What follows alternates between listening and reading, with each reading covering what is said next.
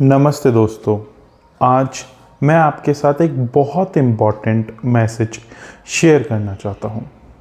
पहले आप मेरे को ये बताइए, आप में से जितने भी लोग हैं जिन्होंने मार्वल मूवी देखी है, जिन्होंने एवेंजर्स मूवी देखी है, आप में से हर कोई ऐसा एक कौन सा कैरेक्टर है जिसकी सबसे ज़्यादा रिस्पेक्ट करता है? क्या वो हल्क है? क्या वो आयरन मैन है? क्या वो थॉर है? या फिर वो कोई भी सही। पर जैसे मैंने थंबनेल पे बनाया कि जो कैप्टन अमेरिका हैं और जो एमएस धोनी है, उन दोनों में एक सिमिलैरिटी क्या है?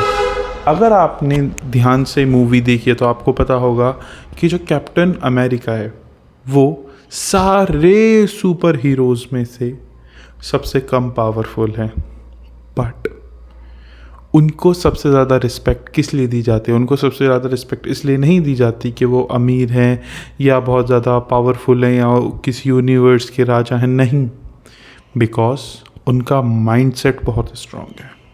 सेम एज जो एमएस धोनी हैं, उनको इतनी रिस्पेक्ट क्यों दी जाती है? इस जो क्रिकेट का हमारा एक वर्ल्ड है, क्या वो बहुत अच्छे प्लेयर हैं? शायद नहीं। क्या वो बहुत अच्छे बॉलर हैं? शायद नहीं। क्या वो बहुत अच्छे बैट्समैन हैं? शायद नहीं। क्या वो बहुत अच्छे कैच करते हैं? शायद नहीं या शायद हाँ। पॉइंट इज़ उनका माइंडसेट बहुत स्ट्रॉन्ग है, इस वजह से हम उनकी सबसे ज़्यादा रिस्पेक्ट करते हैं।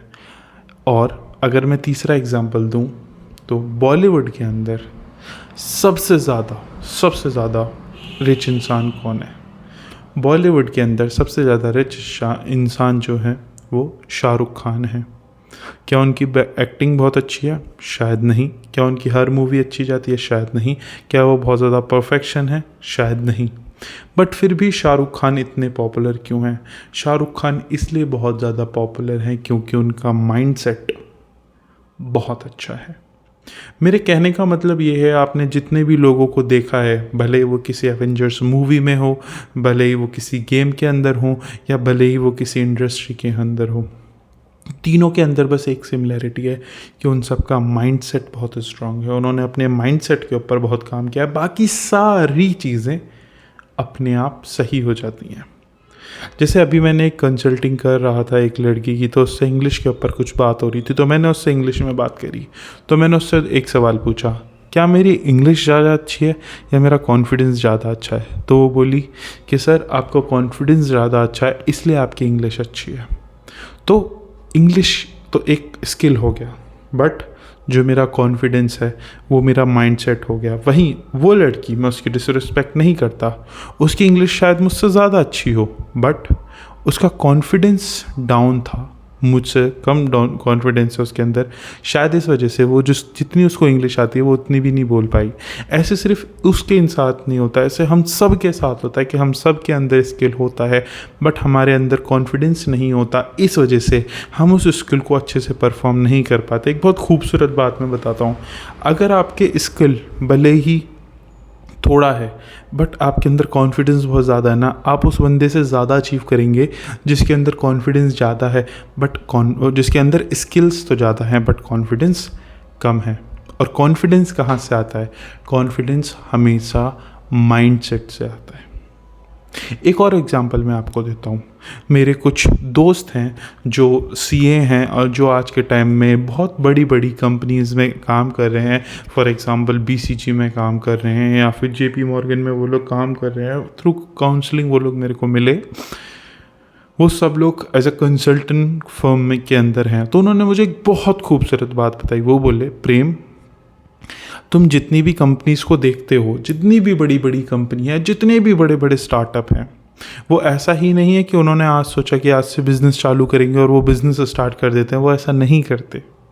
अगर उनकी जेब में 1 लाख रुपए और वो अपने उस बिज़नेस में लगाने वाले हैं, तो पहले वो हमारे पास आते हैं, हमको वो 20,000 रुपये देते हैं और वो बोलते हैं कि ये मेरा आइडिया है या ये मेरी थिंकिंग है या ये मैं करने वाला हूँ, तो आप क्या करो, इसको लो, इस आइडिया को पकड़ो, इसके ऊपर रिसर्च करो, इसके ऊपर एनालिसिस करो, इसके ऊपर सारे पॉसिबिलिटीज़ निकाल के लाओ और फिर हमको कंसल्ट करो।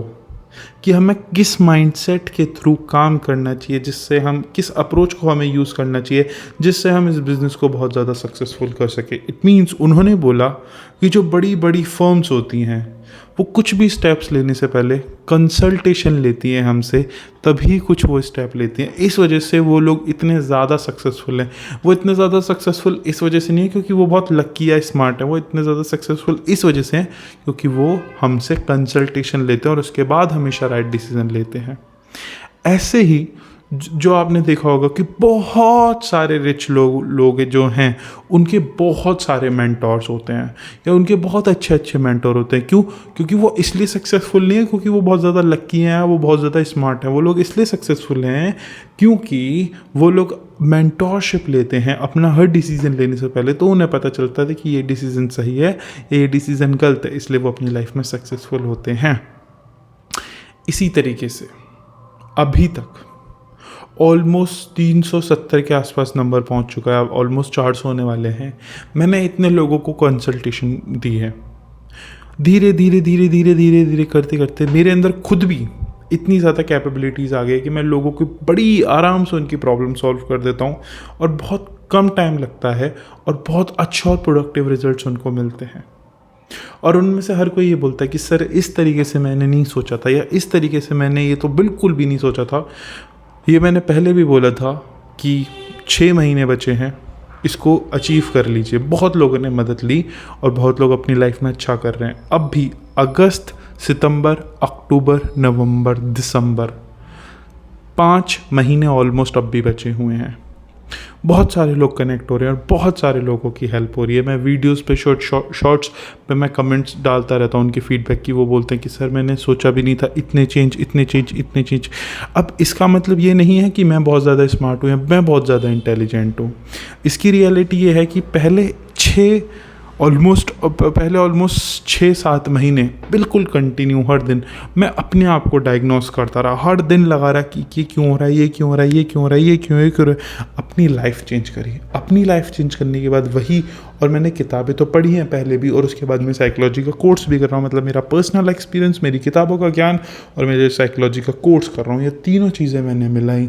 मैंने उपनिषद भी पढ़े हैं। स्पिरिचुअल साइड भी मेरी एक ऐसी है जिसको मैं ज़्यादा एक्सप्लोर नहीं करता। तो 4-5 चीज़ें मेरे साथ ऐसी हैं जिनको मैंने समझा है बहुत गहराई से और उनके ऊपर काम करके मैं सिर्फ आपके साथ हवा वाली बातें नहीं कर रहा कि हाँ हवाबाजी मैं कर रहा हूँ, या फिर जिसको बोलते हैं ना कि बड़ी बड़ी बातें करना, बेफालतू की बातें करना।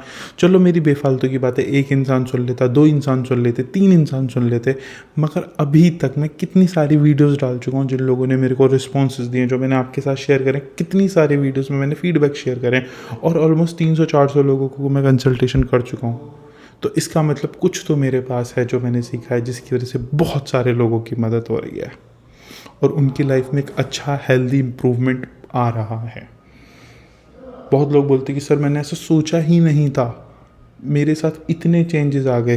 मैंने आपके साथ शेयर करा। बहुत सारे लोग बोले थे सर मेरे साथ फादर इशू हो रहे थे, अब मुझे समझ आ रहा है कि वो कोई इशू नहीं था। अभी रिसेंट में बोला कि मेरे ऊपर ब्लैक मैजिक है, उसे पता चला कि उसके माइंड की थिंकिंग की थी। वो सोचता था कि मेरे अंदर बहुत ज़्यादा फियर है, उसका वो सही हुआ। बहुत सारे लोगों के रिलेशनशिप अच्छे हुए हैं, बहुत सारे लोगों के जॉब अच्छी हुई है, बहुत सारे लोगों के कोर्सेज कर रहे थे उनमें उन्हें प्रोडक्टिविटी आ रही है। बहुत सारे लोगों के साथ ऐसा हो रहा है कि उनकी स्टडीज़ इंप्रूव हो गई हैं। बहुत सारे लोगों के साथ ऐसा हो रहा है कि वो अब ज़्यादा कॉन्फिडेंट होकर अपनी लाइफ में काम कर पा रहे हैं, वो बहुत ज़्यादा फोकस करके अपनी लाइफ में काम कर पा रहे हैं। उनके रिलेशनशिप अच्छे हो रहे हैं, उनका फियर ख़त्म हो रहा है, उनकी एंजाइटी ख़त्म हो रही है, उनकी टेंशन ख़त्म हो रही है।